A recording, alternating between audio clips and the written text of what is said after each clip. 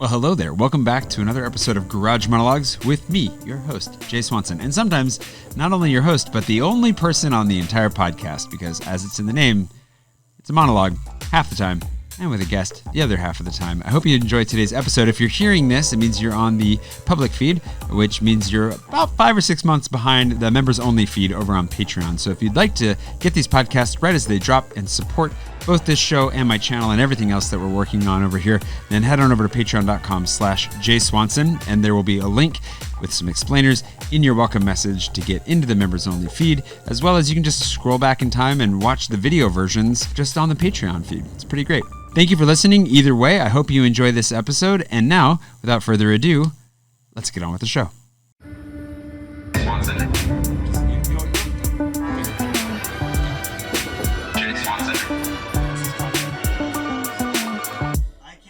Podcast.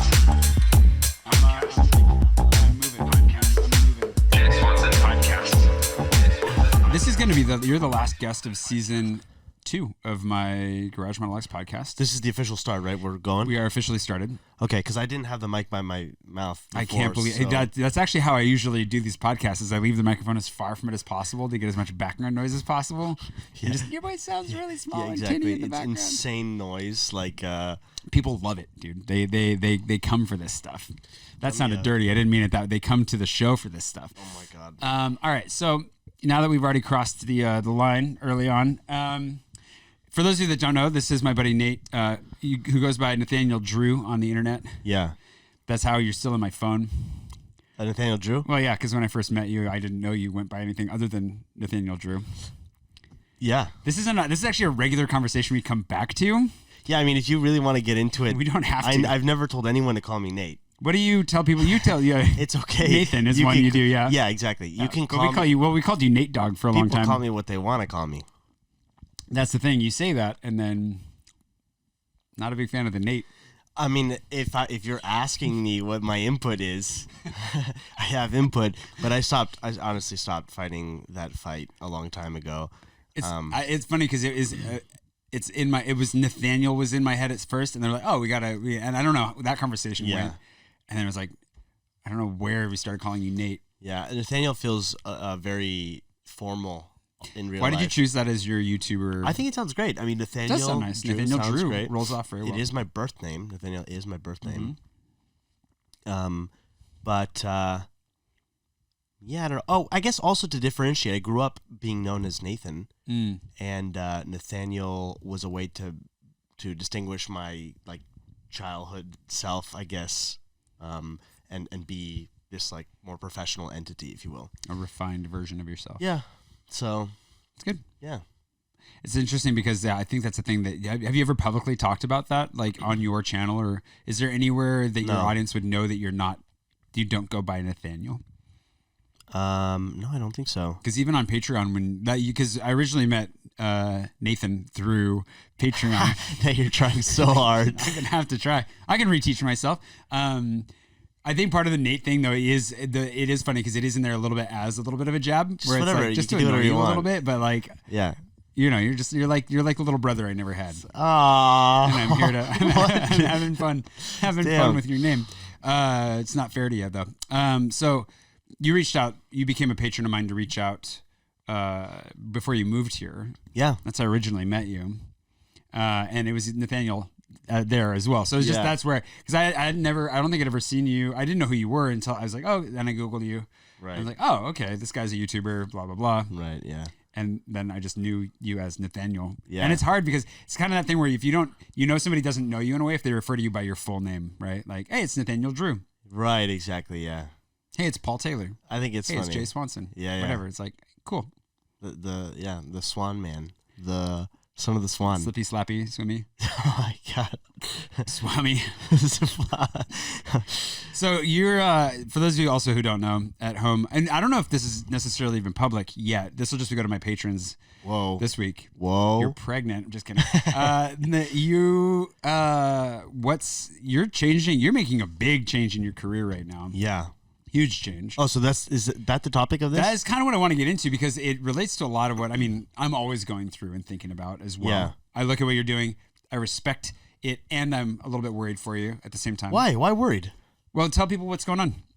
No, I don't think there's anything to be worried about, honestly. I think not like super worried, but I guess there's just some thoughts Yeah. that I've shared with you, but that we can talk about a little bit here too. so. This will be more public, like in 5-6 months. You said, okay, great. Yeah. So, I'm just taking a big step back from my YouTube channel. This is a very common conversation amongst YouTubers, I think, in general. Huge. I mean, there's just it's for the last there's- few years, even. It's almost a fetish. I feel like you know? since I started, people have been quitting. Yeah, well, yeah, but it's like just fantasizing of quitting. I Yeah. think it's because of there's just a lot of ways that this can be unhealthy. Yeah. It's also awesome, and that's what makes it very confusing. Yeah. It's like so cool not to have a boss necessarily and whatnot. But when you're your own boss, you know, it's really difficult to draw the lines on where to stop. What is healthy, what isn't healthy, and then of course it's an absolute. I see it as being just drugged out of your mind, right? Like Yeah, all that's of a the good way of putting validation, the dopamine. Oh my God, people like me or care about me. Oh my God, I'm making money doing this, right? And Excuse me. you know, I'm really proud of the things that I've done, and it's absolutely changed my life in so many incredible ways. We wouldn't know each other, honestly, We if would not not, for YouTube. So my friends, I live in this beautiful city. I've had all these really cool experiences, but it's just been this building feeling that, wow, I don't necessarily feel the same exact joy that I used to doing this. Yeah. Partially because now there's mid-roll sponsors in every video, and Yeah. it's all on a timeline, and I feel like I'm kind of strip mining my creativity. And I'm just, even though everything looks so amazing on paper, and I do feel extremely privileged, it's like something's not aligning. So I want to make a big change, and to just conclude, I don't know how extensive I can be. Yeah, with as this. much as you want. I mean, really. To give you credit too, I really liked the way you said that like a week ago. You just said it now, but like you said, strip mining yourself for content. yeah. I actually used that in my Patreon post for Oh. the video I made about the church. Just to give you full credit here, I gave credit to a friend in that post. But then like, Zukonk, there you go. it is. But I really like it's true. Like especially when you're even remotely relational YouTuber, you are the source of content. Yeah. And at some point, that does start to feel like I'm just tearing parts of myself off to Yeah. make content. Totally. I think I'm a little bit tired of, I mean, there's no perfect job, but I'm a little bit tired of having to be interesting all the time. I've misjudged. You know, you agree to sponsor deals, right? Yeah. Like, okay, we'll do a sponsorship once a month for the next 3 months, and you sign several of these things. And then, like, you're basically trying to predict what your headspace and your emotional capacity to do this is going to be far into the future, which is impossible. And, yeah, I'm also a little bit tired of having to hunt down the stories. I kind of want to live life and share things when I have things to share. It's always better that way. I've noticed that over the last few years as well. So I'm kind of winding things down, finishing some of the deals that I have in place, and attempting to get more comfortable being less productive, taking time to rest and reflect. There's a spiritual element to this as well that we can get into if you're, which is just that I think I don't like the internal feeling of chaos that I always have when I'm juggling 18 different projects. We've talked about this before. Yep. You know, I tried to like keep the fire going on YouTube while simultaneously trying to write a book and do all these projects outside because I'm trying to open new doors and develop a career elsewhere, and doing it all at once in my 20s. And it's weird. I mean, this is like this is very bizarre, I think, to say aloud, but I think from the outside, a lot of people see me as very successful, but from the inside, it doesn't feel that way. And even just examining that, it's like, why am I chasing like this, right? Why am I unable to appreciate the things that I've done and make more decisions purely on just the joy of creating or genuine curiosities? So trying to find the balance again, because there's always a balance, right? Between, okay, I'm just doing this because I want to do this, and I am trying to be realistic about how to make this sustainable and long term. You land somewhere here, and I went a little bit too far in the I'm going to monetize this and whatnot direction. So for a stretch there in particular, but I feel like now are you so you're transitioning now to doing a podcast. Yeah, I think this is going to be, first of all, it's a project that excites me. I mean, before I even really launch it, I'm really trying to take time to rest. So it's good. You're going to trash our conversations, so that's a good start. Wait, what? Oh, yeah. We did a trial run. Yeah. And it's just right now it's just a learning curve. Which is good. You got to learn. I think that's wise. I think that ours it was a good conversation. It didn't feel like a good. There were parts of it that could have been good if you'd edited it, but it didn't feel like a good succinct like podcast episode in a way. Yeah, totally. You know. So yeah, I'm trying to actually just take the rest of this year and huge privilege again, but I'm just trying to be like, whoa, I'm gonna pump the brakes. I think this is probably the best possible use of my time. I've said that to you. Yeah. Because all this time resting and reflecting and thinking about what I care about, it ends up. I've done this before. I did this in 2018. Before I went really hard with my channel, I was taking a break back then as well, and just taking a lot of time to journal and think about, okay, how do I want to do this? What do I want to do? What's the impact that I want to have?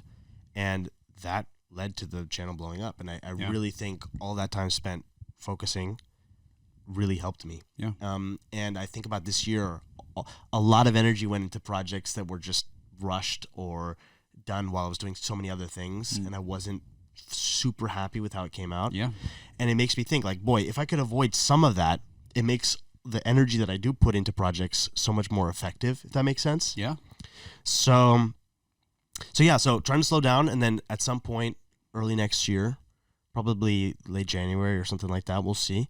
I want to launch the podcast. I think this will be cool because it's a format that allows for longer form conversations, exploring topics more deeply. Also, there's something awesome about a conversation. You can bounce back and forth. Yep. And you can explore a little bit more. Like, I think for me, like, I resonate, especially with what you're talking about as far as like the wanting to pump the brakes and take time to focus, which is what I've been like trying to do, but like half-heartedly, where I'm still trying to keep one hand on the steering wheel of what I was doing. It's so hard, man. And then trying to grab the other one and be like, okay, I gotta really rejig everything while not letting this die. Yeah. And I think it's actually even been just the last few weeks. I've gone through a lot of like just stuff, and obviously at this point my patrons have definitely seen the video about leaving the church, something we talked about a lot on the podcast no one will ever hear. That like there's a level of there's just a lot of like, I feel like for me personally a lot of maturing happening finally, and I'm late to the game on some of this. But isn't it funny how we're always kind of saying, I'm finally getting it now. Finally. And then in 5 years I'll be like, I was an idiot. But I think in that as well, like I need to just learn to let go of some of my own. Do you feel like, I guess for me, I know that this is the case, do you feel like the productivity side of things is more self-imposed or externally imposed for you? In what way? Like what drives you to be so unhealthily productive? Yeah, I mean, I think this is where the spiritual element to this comes in, because we could do a lot of psychoanalyzing and blame society or blame, I guess, my parents, which I don't think that's what that is. I blame your rampant gambling addictions. Yeah, I don't put any blame, honestly, on. I had a great upbringing, great family support. I think I feel like this is gonna sound weird, but it could be karmic. You know, I could have come into this life with this lesson to learn. You know, I don't know what it is, but I think what matters more than diagnosing is I'm aware of it, I'm paying attention to it, and I know there's something I can do about it. I'm basically, like I was saying, like just before this conversation, really attempting to get more comfortable with the feeling of being less productive and less turned on, and exploring that feeling like, oh my God, I'm missing an opportunity, or so much time is going by. I believe in the adaptability of humans. Like, we're really good at this. And I think maybe I over-adapted to a system that rewarded me handsomely, right? I made a lot of more money than I should have, honestly. I feel like doing that, I feel so blessed. But I got a little too good at it, and I kind of sacrificed other elements of my life that are important. So anyway, I'm now trying to readapt a little bit. And I think that maybe it's just my personality. You know, I like to just squeeze the juice out of anything that I do. Yeah. So this is how I go about it. But the funny thing about slowing down and reflecting on life and reorienting is that you know, I'm focusing on it, but it's not the kind of thing that you can go super hard on like anything else. It's more like you have to just be quiet and let the answers come to you, and So, and I know that if I get good at this, it's going to have a tremendous impact on my ability to have an impact, I think, in the long term. Because I believe that in the world that we live in today, it's a superpower to be patient and to play the long game and whatnot. People don't do that. People are doing like the TikTok stuff all the time now, and that's great if it works for you, but you have to just like fight your way to the top of that, and I don't want to go in that direction, if that makes sense. Well, and it's a fight that never stops, because once you're at the top, you have to fight to stay there, and then it's out of your control whether or not you do. Like the content grind is that was one of the concerns that I voiced for you, which was that like the getting off of the video content grind and then going to the audio. Podcasting is much easier, much simpler. Plug in a couple mics, turn on a camera, and you're good. But it's still just was like, wait, am I recording this? It's still just randomly, at least once per episode. You're like, are you? Oh yeah, you are. But then, everything's plugged in. I can see our audio levels. Good. We're all good. Nice audio levels. Keep going. The stress of creation, and I think that, but that's the thing where it's like you're talking about like fantasizing quitting or whatever. Before, it is funny how I think, no matter what job you find yourself in, no matter what you're doing in life, at some point you're going to look at somebody else and you'll be like, that looks really nice. Yeah. You know, like you're going to be like, that guy collecting garbage, he's got a great goal for today. Like he's got to clear this street and he's done. And it's like, that sounds really refreshing. And like, that's always going to happen. But I think that content creation is like the peak version of where our society has gotten to, where it's like everything that we make, no matter how much of your heart and your soul you put into it, hopefully you have an impact on people's lives. Like you're able to touch people's hearts. But I think a lot of, and that is, it's impossible to actually measure what that looks like. And so that is a good thing. Yeah. But I think a lot of us get into like, what's the next thing or whatever. Yeah. And you get into filmmaking, or like, I want to go back to writing because there's something that feels permanent about it. Yeah. Where you're like, oh, I made a film, I made a piece of art, I made whatever. Yeah. And the content creation thing is the opposite of that, where it's like you're just throwing it into a machine that's going to use it for a moment to get a dopamine rush and some feedback and whatever else, and then it's going to go to the next thing. Yeah. And your thing existed for a moment and then is gone. And that's not how it has to be. YouTube still has all of our libraries. People can still go back and watch whatever. But generally speaking, the way people use it, the way the system is geared, is like TikTok is the next level of that. It's just like swipe, swipe, swipe, swipe, swipe. You're just not even paying attention to what you're watching. And I feel like that can be really discouraging if you're making that stuff. If you're making that stuff, if you're just doing silly dances, maybe you're happy to get the view count and move on. Maybe you just want to move on. But if you're taking the time to really put yourself into something, which you really put a lot of time into what you make. I do. I can imagine that that's also pretty disheartening sometimes to be like, and it's gone. Yeah. Like it was there for a moment and now it's vanished. Totally. I mean, it's wildly uncomfortable to work on something over a much longer time frame, and it's almost like it raises the stakes. Yeah. But I will say that I get a lot of joy out of working on things that are really curated and I pour my soul into. So I think I want to lean more in that direction, actually. And which is great. Yeah. And I think that thinking about how to go about this, I mean, the thinking, I think it's a really fair warning to what you said about, okay, the podcast could be exactly what the YouTube channel was. So I'm not fooling myself by saying, oh, I've got all the answers here. No, I don't think you are. It's a different format, so that's fun. I like changing it up. I do like that the pressure's not entirely on me. It'll be cool to have conversations with people.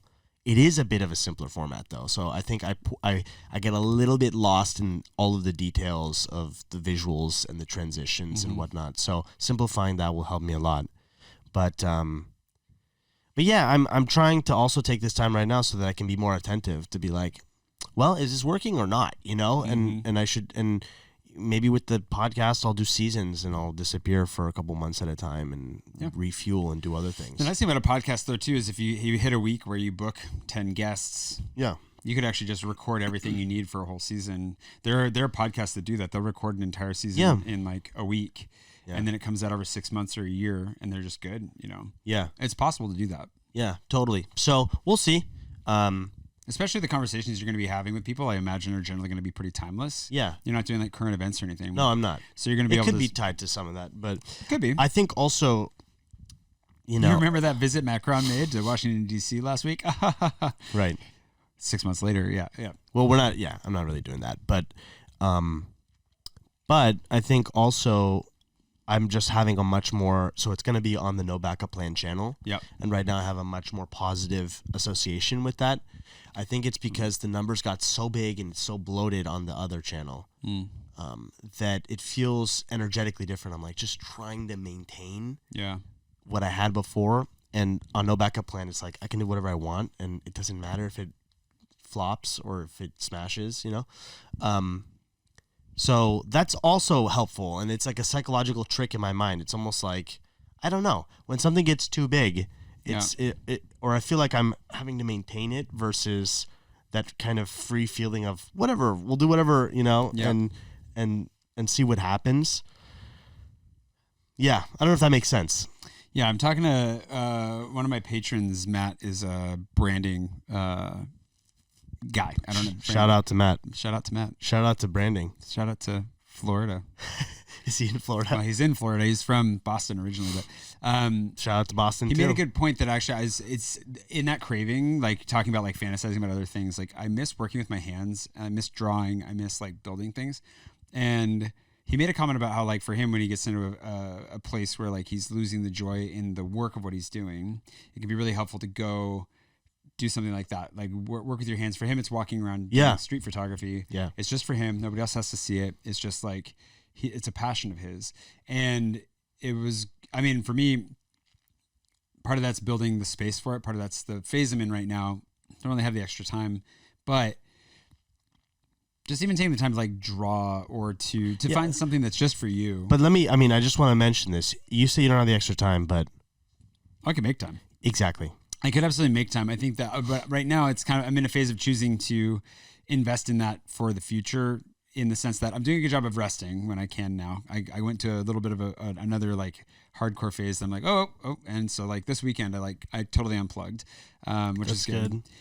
But when I'm unplugging in that way, like I found that like what I really needed was just to like chill. I read, which was really good. That's good. But I do want to build space for writing and then for some like manual stuff that can just be for me. But when I say that right now I'm like training new staff, and I'm like, there's just a little bit of an extra workload that will in the future make my life easier, as long as I intentionally use that to carve out the time to make it easier, which is good. Because as if you've met, Kate, and as Kate was my last guest on here, she and Emily both, teamed up. They texted me to make sure that I'm not, working when I'm not supposed to be working. So that's good. So I have good support in place for that. All that to say, it's interesting. I guess, do you feel like maybe you're getting that feeling from the podcasting right now because it's new for you, and so there's the joy of exploring it, of testing, of trying new things. Yeah. Is there like a creative pursuit that you have that you just keep for yourself and you don't share with anybody? Yeah. So I know you paint. I don't know if you're painting anytime recently. I was actually going to say that. I want to be exploring painting now a lot more, and I've never monetized that ever and have no intentions to, but I really do just enjoy doing that. Yeah. So that, I'd like to start salsa classes again. Yeah. I actually really enjoy pottery, so I need to look into that a little bit as well, but I got pretty good. I went to like an arts camp actually as a kid.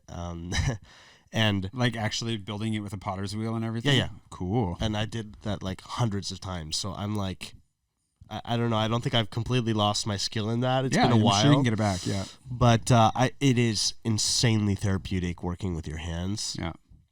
So I'm exploring that little by little. I mean, it's just, I'm like trying to take things one step at a time before launching myself into 800 new activities. Yeah.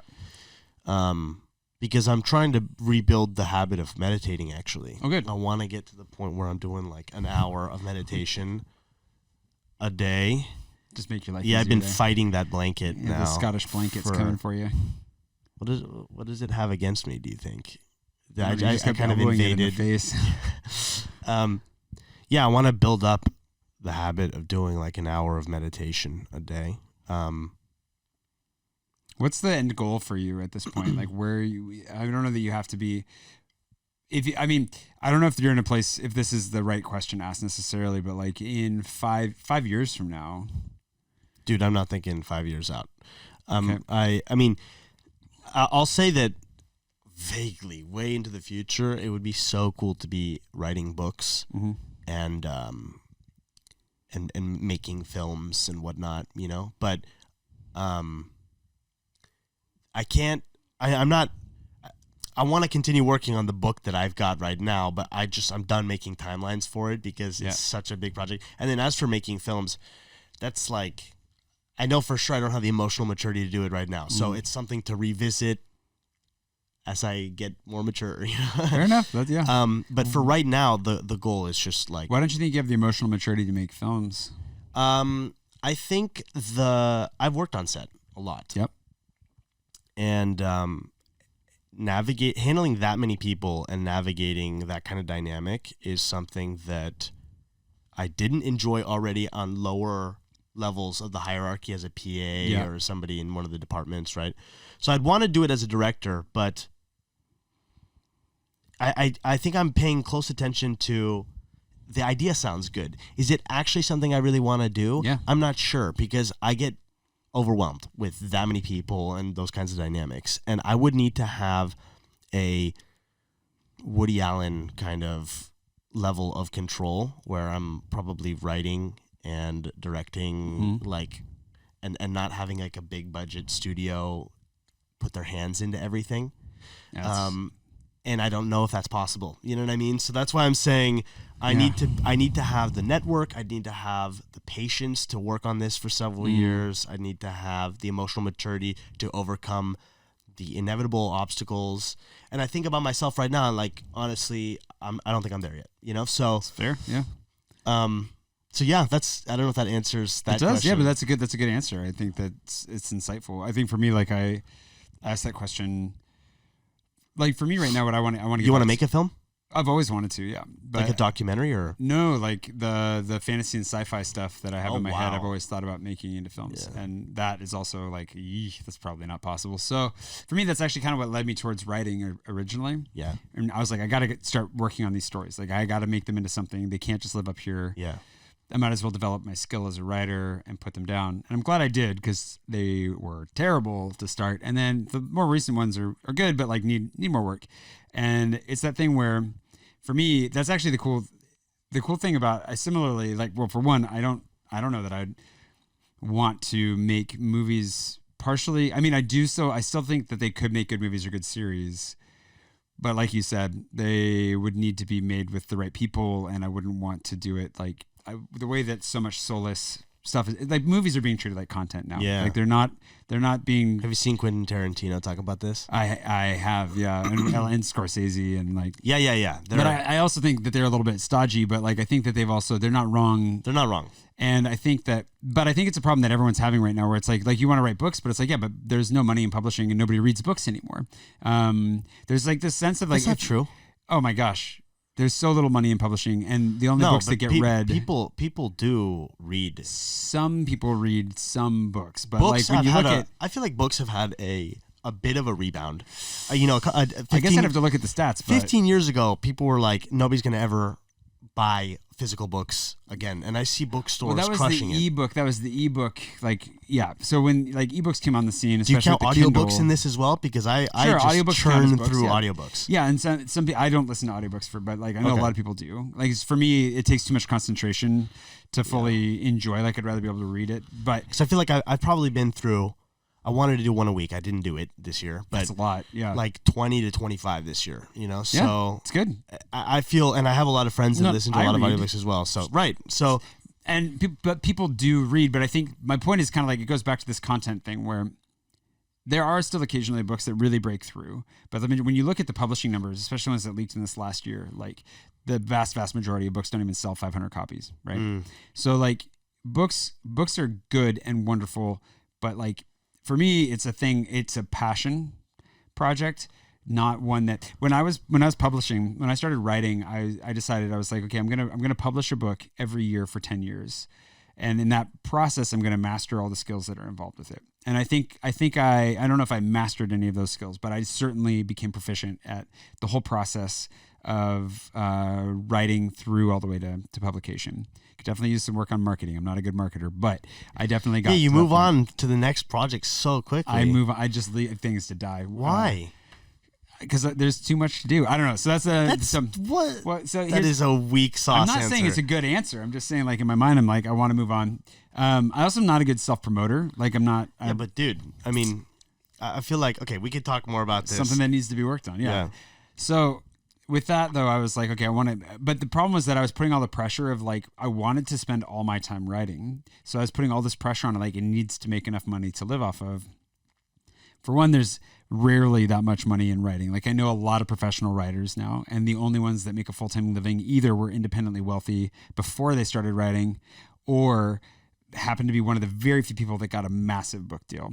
The majority of everyone else, like, they either still work or are just barely making it. And I saw that as I was going, because I was working like the best money job I could find, kind of a thing, especially when I got back to the States, and putting all that money into my to my projects, which I did market really heavily. Like the Into the Nansen project I did. But anyways, I got through that, and I was like, okay, I can't keep expecting this to make money because it's not going to. And about the same time that I was kind of like learning that I could just set this down and not hold the arbitrary goal of like 10 books over myself, YouTube was starting to go somewhere. And the creative headspace to make, especially vlogging every day, like to think through a story structure every day, I couldn't write and do that at the same time. And so I just chose, I was like, okay, well, YouTube is actually paying my bills now. I'm going to set the writing down for now and come back to it later. So for me, like, the fantasy in a way is actually like figuring out, okay, I don't want to ever have to rely on my writing to make money, because if it ever does, that'll be a wonderful miracle. Instead, I would like to build something stable, get to a place with this, whether it's through content creation or whatever else, where I have a stable income and a regular enough schedule that I can set time aside to write. Yeah. And then spend 5 to 10 years writing books, going back and never show anybody. Like, can I ask you a few questions about the? Feel free. You got to 9, right? 9 of the 10 books. I've published 9. I've written like 11 or 12. So, shout out to Agner's Box, Jeff, if he's listening. He's gonna hate me for bringing that up. Wait, what? One of the books. There's only like a handful of people that have read, and Jeff, one of my best friends from college, it's his favorite that he's ever read, and he's just like, "Where is this? Like, can you not edit that and get it out?" That's finally? funny. Like, yeah. So, but I'm curious.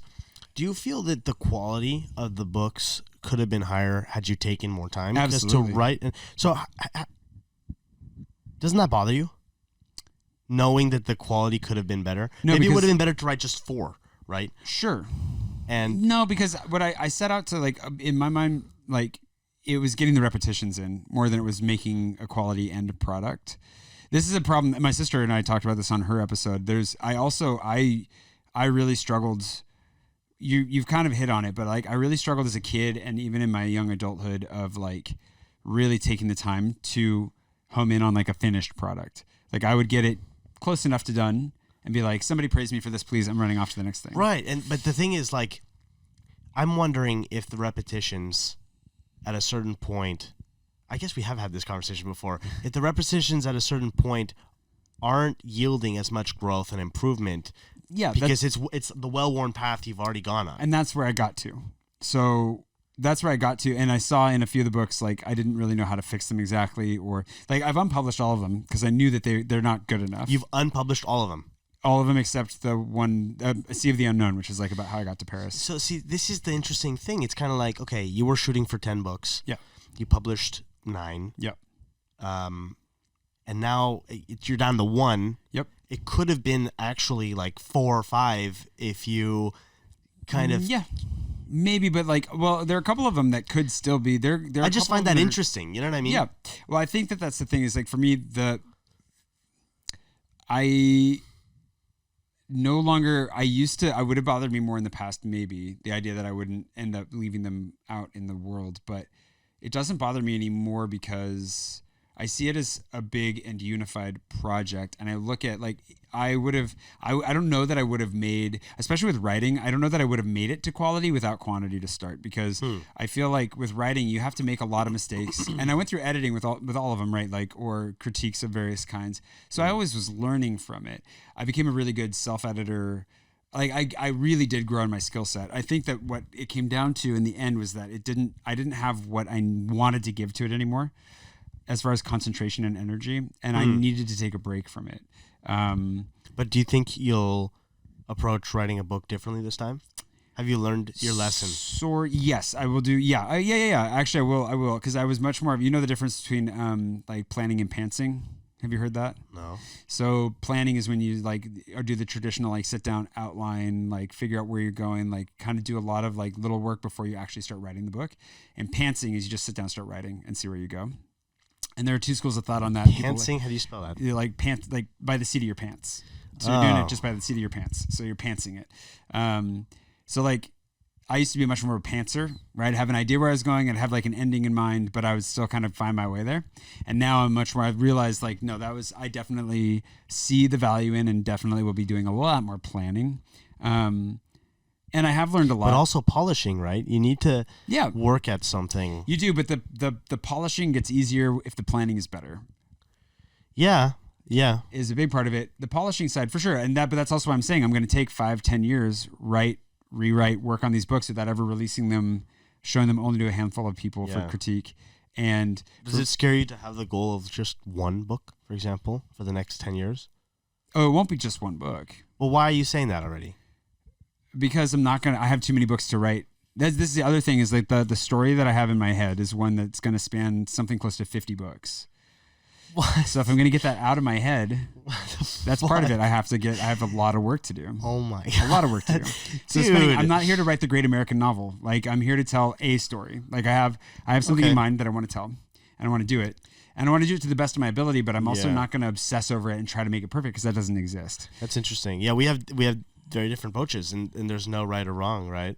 I think I torture myself because I want something to be great before it's released, and I think that can be stifling as well. But I think there's the danger is like, how do you define great? And I think for me the benefit of publishing regularly was okay, I will say that I don't think it's a failure. I think this is a really interesting topic, but to unpublish a book says to me, I don't know if it was you growing up or growing out of it, or if it felt like, okay, this is subpar quality work. What do you think it is? Both, for sure. Okay. The first few books that I wrote were definitely needed to be, so I had a trilogy that I completed, which is like right here. So these are all right here. I saw, I was eyeing them. I think we pulled these out for something else earlier, but this is the stack. Oh, of books that I've written. My God, into the Nanton. So these 3 books, this is the first trilogy that I wrote, and they're garbage. They need to be thrown away. They're just not. There's some concepts in them that I definitely want to keep. They're just not good. They're badly written. These 3? Yeah, and they're like, I have friends and fans that enjoyed them. It's good. I really appreciate that, but like, are you willing to share the numbers? I think the first one, so I got on a bit of the Kindle wave. The first one got downloaded at least like 40,000 times. Wow. Not paid. A lot of it was free. Okay. But like, it did the best and then it got worse and worse and worse over time. Okay. So 40,000. So I think so. And then like maybe 10,000, then maybe like 3,000 or 4,000. And then what about these? In the thousands. I mean, the Into the Nanton series was kickstarted once successfully, so that was kind of cool. But anyways, like, what does that mean? Like, raised like 10, 13 grand, something like that. I don't remember. But the thing is that it didn't come anywhere near covering the cost of making it, because the illustrations alone cost 10 grand. And I basically spent all the money I made in the Kickstarter making rewards, and like, I was basically just looking to keep it alive and keep people excited more than anything. And that's the thing, is like, I wanted it to be alive. I wanted it to be moving and actually existing more than I cared about actually making money off of it. And which is cool, but not great. So this isn't one. That is one. You can open that up. This is an unpublished one? That is an unpublished one. Oh my God. Have your patrons seen this? No, that one's. Oh my god! Well, that one's a history of magic from the perspective of one of the characters, a character in my world. Whoa! From the perspective of somebody like close to the end of history. You kind of like make some of the letters fancy. I did make some of the letters fancy. I like hand wrote that entire thing. Yeah. So and there's some drawings and stuff inside of it, whatever else. That's one of the unpublished. So I've written a few that are unpublished. Holy cow. But anyways, as you get closer to the difference in size too. Like, yes, some of them are smaller. Those are much shorter. Dark Horse and the covers are also the crappy like pre-designed covers. So Dark Horse, like I know exactly how to fix that book. Wait, what? What did you just say? Pre-designed? Right. So the artwork is in place and correct, but it's not designed the same way that the final version was. Oh. For publication. Okay. So like each of these is like the proof copy, right? Like I got like my copy is always the proof copy. So like the design work you can see like on the side of this one wasn't finished yet, whatever. So like these are all kind of like my proof copies, but like as time went on, like they get better. Like Into the Nansen was never edited because it was an online live like blogging project, but it could definitely be edited and reworked. Off Grid is as close to complete and finished perfect as it could be. Dark Horse, I know exactly how to fix this book and make it better. Shadows of the High Ridge, I also know how to fix that one. Like I know I've needed time and space, and I've needed to study story a lot more. I've had a lot to learn. And now I'm figuring out, I know how I'd fix that, know how to fix that, know whatever. So that's kind of the break that I needed from it. And I needed to grow. Will you go back and fix them? Yes. Or? So these ones I'll go back and fix for sure. Those ones I'm going to rewrite entirely if they exist at all. Like there's some important stuff in there, but whether or not I keep it, we'll find out. And you want to write 50 more books? 40 more, I guess, technically. For that series. They're all in the same universe. This is all in the same universe. Yeah, it's all in the same universe. So it's all Holy cow. They're all linked in one way or another. But they happen across like the span of about 1,500 years. Okay. How often do you talk about this? Not often at all. See, this is what I mean, bro. Yeah. It's like it's interesting. Like even you and I, we hang out, a fair amount and chat about life. This barely ever comes up. You've mentioned it off the cuff. Yeah, your memoir you've barely mentioned. Yeah. That's the most recent one, right? That is the most recent one. Yeah, that's available, which isn't in the stack for some reason. Got to find my copy somewhere. Check it out on Amazon or wherever else. There you go. See, there you go. The little plugs. I do plug it a little bit here and there, like my YouTube channel. This stuff, though, there's no point in plugging it because it doesn't exist anymore. Right. People don't have access to this Nobody stuff. can. Yeah, there's some sneaky ways you can get access to a couple things in here, but now you self-published everything? Yeah, it was all self-published. How do you feel about that process? Great. I think self-publishing is amazing. I think that there are reasons to do one or the other. The only reasons there are good reasons to do both, but like I think that like I love self-publishing just because I love the whole process. I would like to go through traditional publishing for the experience. There's a validation point that comes from traditional publishing you can't get from self-publishing. Yeah, I know. It doesn't matter. I could sell 1 million copies of these and like until someone traditional picks it up, whether through a film rights deal or like a republishing or whatever. Right. Nobody cares. But I also am not looking for validation from that. Yeah. So I'm good. And I think for me, like, I want to get to a place where, like, we've talked about this. I had a whole podcast about this actually with Richard, my old podcast, Building the Oracle. We were premature in jumping into it like that, but we were trying to capture that process of like, what does it look like to build out a publishing house entirely surrounding one body of work, which would be this body of work. And I do want to get back to it. I've just had to, sometimes you just got to find your way back towards the dreams you have. Mm-hmm. And I am in a place now though, where starting next year, I really want to carve out a few hours minimum a week where I sit down. It'll be helpful. Cooper's another thing. He's taken a ton of my time. Like if you think about how much time raising Cooper's taken, especially when he was younger, he was a minimum 4 hours a day, 4 to 6 hours a day, every day, nonstop with this guy. So like, there's a couple things like that I've decided to do instead. But now that he's getting chill, yeah, and I can just leave him. Go Cooper. Can leave him to his own, to some degree at least. Then it's like, okay, like in the mornings, especially if I could do this in the mornings, although late at night is when my brain really turns on for this stuff. Yeah. If I could just spend an hour every day writing, that to me right now is already like a dream. Like that makes me feel Excited. like, warm, googly feelings. Good. Because I've already written 1 million words, right? Like I've already written, and I wanted to publish 1 million words, but I've had to have written 1 million words. But why is the goal numerical? It's like, again at the beginning it was because it's like the 10,000 hours. It's like No. I want to get my reps in. And I believe with writing, I do believe in that actually. but 10,000 hours isn't just repetitions, right? It's Right. It's deliberate, uncomfortable work. There's right? plenty of that in writing. Like if you think I'm not saying that's not what you're doing. That's not what I'm saying. I'm not. But Yeah. but it could be.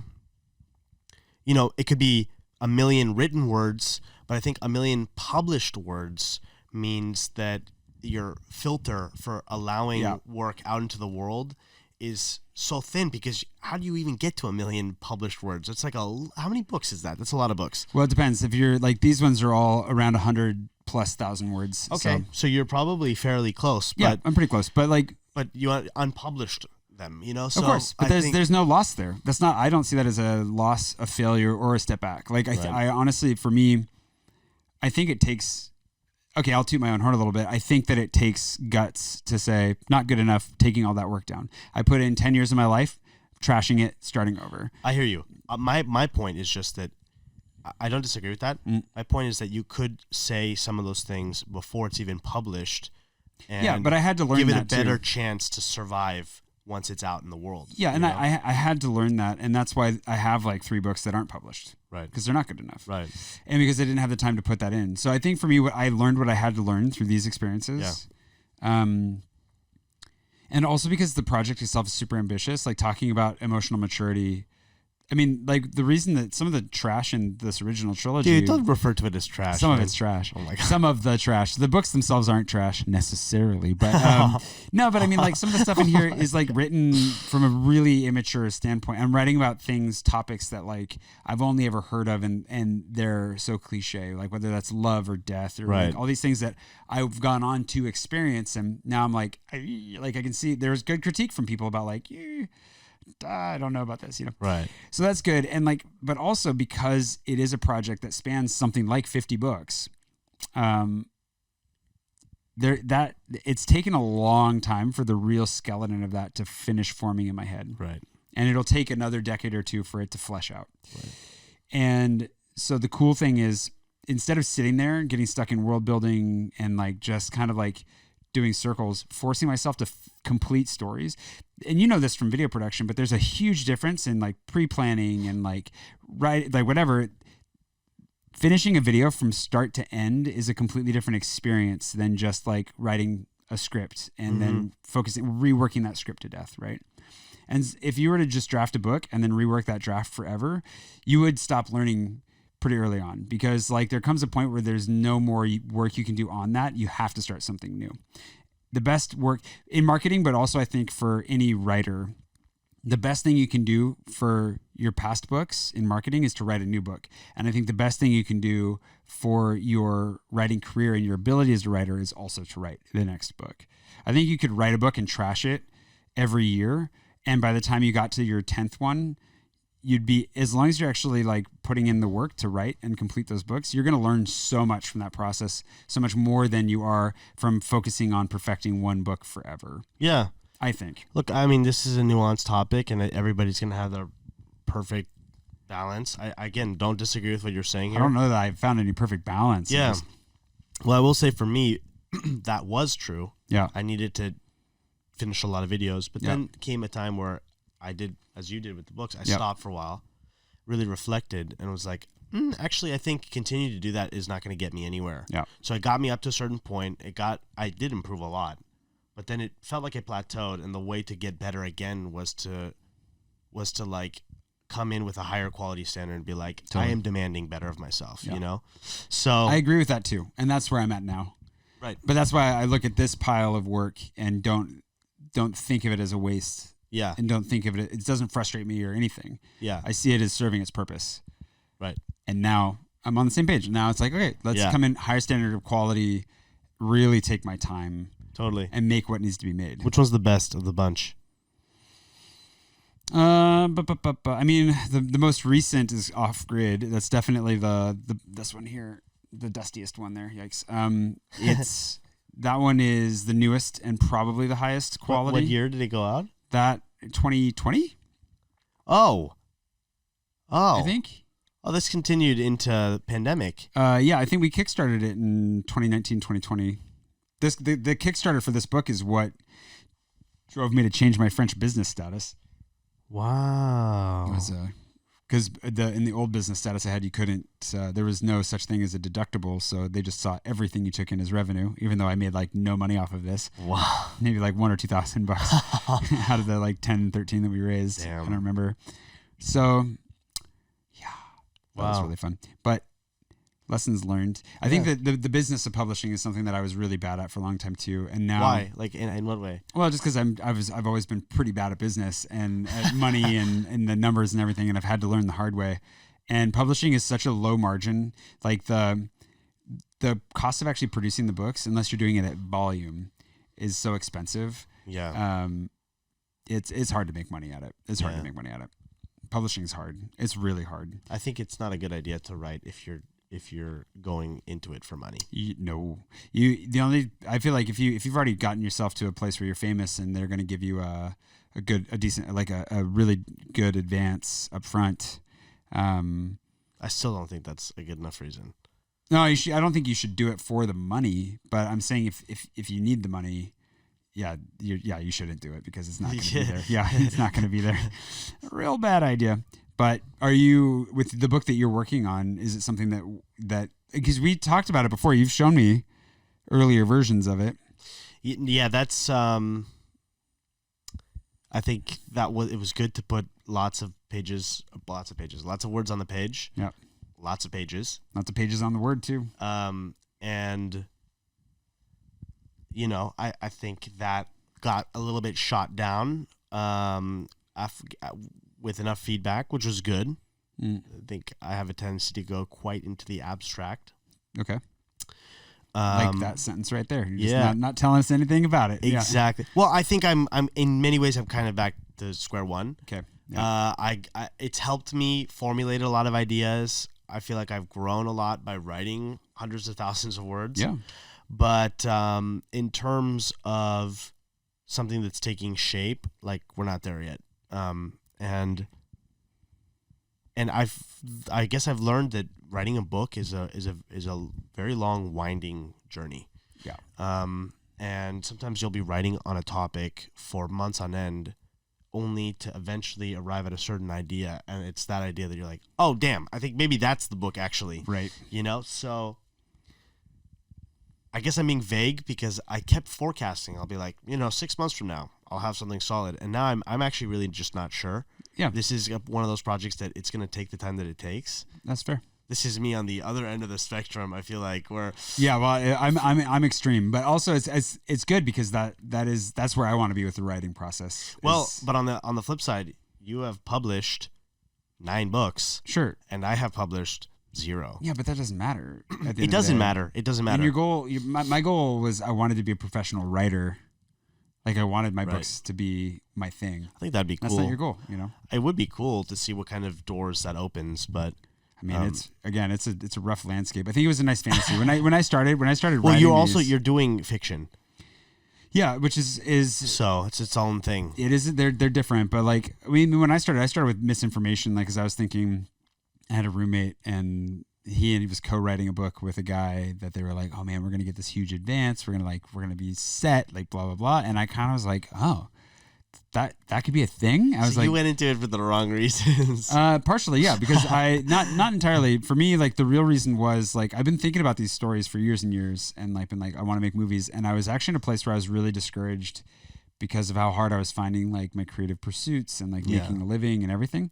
And I was like, well, I'm moving to West Africa. It seems like it could be kind of dangerous. Maybe I should start working on these now just in case. And then when they were telling me that, I was like, oh, and I could make money. I was like, oh, well, that would be great if that worked out. And then of course you look into it and you're like, oh no, that they were in a pipe dream. Right. But that pipe dream circulates. And I think a lot of people think like, oh, you get a book out there, you've made it. And it's like, there's a good chance you got that book out there, even if you're traditionally published and literally no one read it. Right. And that's just the reality of it. But we could do a whole thing on publishing someday if you wanted to. Honestly, yeah. Yeah, no, I think that's good, man. The place you're in right now, I think it's cool to see where you're at as far as this pause and alteration to your YouTube trajectory and the new chapter. I think you're gonna have a lot of fun with podcasting. Yeah. I think that taking the pressure off yourself, it's something that I'm obviously been working on. I'm steadily decreasing the pressure in a step at a time. Like I know what I need to do, but it's been really hard for me to do it more than a step at a time. And so one of the things that I feel like, we'll see how you're doing in 6 months, but one of the things that I admire about you and knowing you is that I do feel like you're able to flip some switches way faster than I am. And so your ability to do this where it's like, okay, I'm going to disengage a bit. I'm going to take some time. I'm going to focus. I am taking inspiration from that too. Appreciate that, man. Just as a friend and just being like, oh, okay, like I know what I need to do. I'm seeing someone else do it. We're going to have very different ways of going about it, but I'm like, it's just been really helpful to see. So I'm grateful that you're doing it, both for your health, but also for hopefully my health, being a good influence on me. Thanks, man. Yeah, I think just, I guess, a concluding thought on this. Yeah. I have found that, and I'm trying to take this advice, but I have found that it's better to get a few really big things in life right than to worry too much about the little things, because it feels like I could make 1,000 little mistakes. But if I got a couple of really big decisions, a couple of big orienting life decisions right, it's almost like I can make unlimited mistakes and still be roughly heading in the right direction. Yeah. So that's kind of what the thinking behind this. So, good. But anyway, I appreciate the kind words, man. Absolutely. Thanks for coming on, wrapping season 2. Cheers. And thanks for watching. Thanks to all my patrons, as always, for making all this possible, for coming on board and making it possible for me to be a full-time YouTuber. I'm super, super grateful for that. Thanks for supporting my friend. I appreciate that. And have a great day, week, wherever the heck you are. And we'll see you again bright and early for the final. I think for I promised kind of in the Leaving the Church video that the final one would be me doing a deep dive into that. Like I'll just kind of give you the full timeline of that. But I do want to do maybe for the first episode of season 3. I also want to launch into what I'm thinking for 2023. So I'll jump into that soon. Anyways, thanks for watching and listening. And goodbye.